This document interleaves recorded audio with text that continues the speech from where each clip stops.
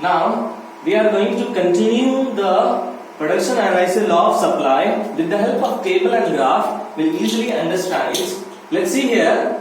We have assumed, he has taken the assumed value of price, that is P, and supply, that is QS, and we have done. We have total 5 price, 1, 2, 3, 4, 5, and the supply we have took like 20, 40, 60, 80, and 100. So for 1 rupees the supply is 20, for 2 rupees supply is 40, for 3 rupees supply is 60, for 4 rupees supply is 80, for 5 rupees supply is 100. For example, we have like Apple phone we have, right?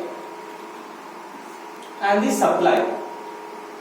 So Apple phone supply means we have price and the supply. For example, 1 rupees price, the supply is for Apple phone was 20 Apple, it was sold. Okay. Now when I increase my price to 2, then 40 phone was sold. When it was increased to 3, 60 cell was sold. When increased to 4, 80 was sold. And when increased to 5, it's 100 sold. So easy. When price increase, the supply increase. So 1 rupees 20, 2 rupees 40, 3 rupees 60. 4 rupees 80 and 5 rupees 100. Okay. Now we have converted this into a graph. You take x-axis, y-axis. X is the commodity X. So whatever commodity you take, for example, orange, apple. We have taken Apple phone. So whatever you want to take, you can take commodity X. And this will be price. So we have 20, 40, 60, 80, 100, 120. We have taken this figure. 1, 2, 3, 4, 5, 6. We have took. So for 1 rupees price, it's 20. So 120. We have marked and given the name called A, right? So it's 120, which means 1 rupee price, 20 is the supply. Next, from 2 price, it's a 40. So we have given the name called B. So for 2, it's 40, right? Then we have 3. For 3, it's 60. We have named it C. So 3 for 60. Next we have named 4 for 80. We have named it D. 4 for 80. Now we have last one, 5th E. 5 for 100. So 5 for 100. So easily we have drawn this line. This line is called supply line, supply curve. This straight line curve. So when there is an increase in price, the commodity supply is also increased. So it's going up. It's going up and framing the perfect discipline line of supply curve. This means it's going upwards and it's fulfilling the law of supply. What is the law of supply?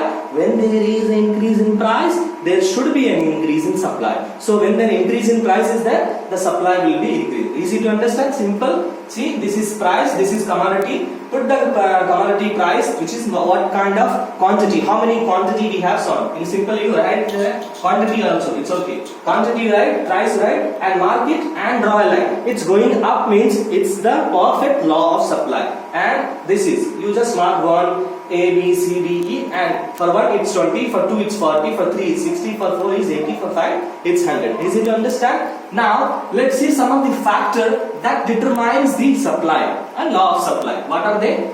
Price of commodity. So as I told in the definition, we saw that the price plays a vital role in the formation of supply, right? When there is a price increase in a price, the supply will be good. So that's why we say price high, supply high.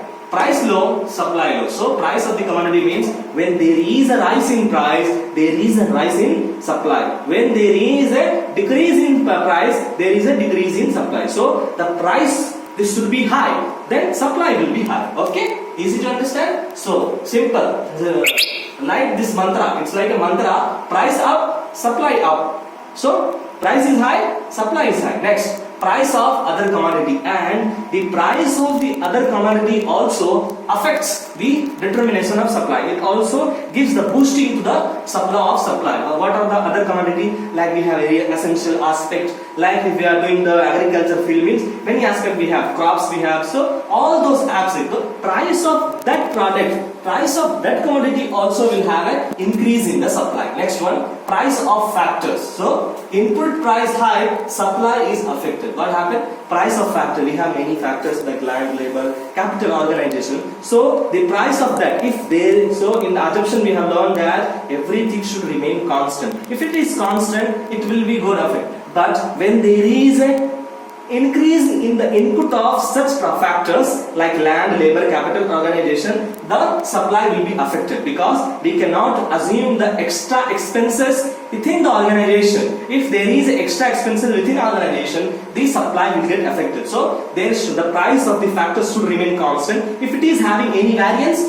there will be effect in the supply. Simple, in a one line you can understand. Input price high, supply is affected. When there is a extra price high in price of factor, then supply is get affected. Next, price expectations and expectation in future rise in price. So there is a rise in price of what happened generally when the market people who is selling the product, when he is in the market, he will come to know that in this future period what happened, the sale rate, the product of this product will have this rate. So they know that this particular product is going to be so high, in a so high price it's going to get sold. So what happened, the market people will take that product aside and they will not sell the product for that particular time, because they know that if they sell in the future period, they will earn extra money. So that's what it happened. Expectations in future rise in price. So what happened? So that becomes the rise in price. So at present also it becomes an extra price. So what happened if,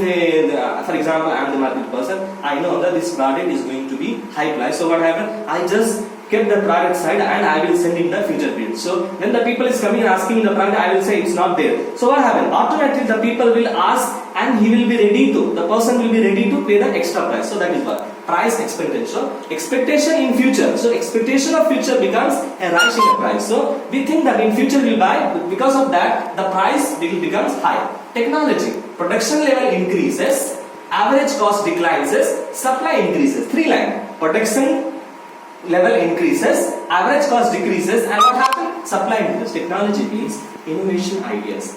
Extra benefit you are giving to a product. You have a simple product, you are giving the extra attitude to it, extra effect to it. When you are giving means the production level will be very, altogether will be very high, and average cost will reduce. For example, I am having a simple bag business. When in the bag business I am bringing the extra technology of extra design, a superstar design, extra logo type design, which I am bringing means what happened, my production will be very high and the average will be low. Because of that, the previous more expensive item I will reduce it and the extra benefit I will add it. So that happens. When there is technology advancement, when you use the extra technology in your product, what happens? The production of the product increases, average of the cost decreases, and indirectly supply increases. When there is a high of production, high of price, there is a high supply. Is it? Natural factor. These natural factors plays a very, very vital role in any law of supply, in any business, in any economic cycle. Okay, this